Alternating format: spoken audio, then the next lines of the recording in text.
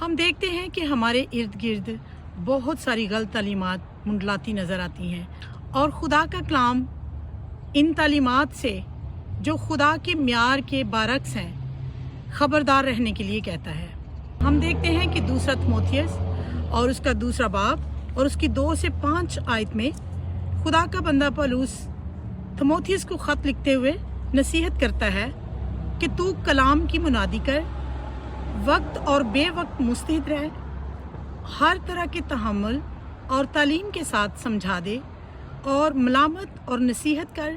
کیونکہ ایسا وقت آئے گا کہ لوگ صحیح تعلیم کی برداشت نہ کریں گے، بلکہ کانوں کی کھجلی کے باعث اپنی اپنی خواہشوں کے موافق بہت سے استاد بنا لیں گے اور اپنے کانوں کو حق کی طرف سے پھیر کر کہانیوں پر متوجہ ہوں گے۔ مگر تو سب باتوں میں ہوشیار رہ، دکھ اٹھا، بشارت کا کام انجام دے، اپنی خدمت کو پورا کر،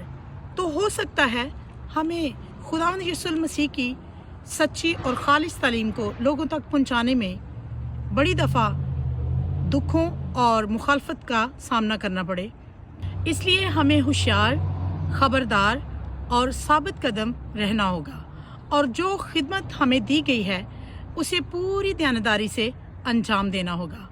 گاڈ بلیس یو آل۔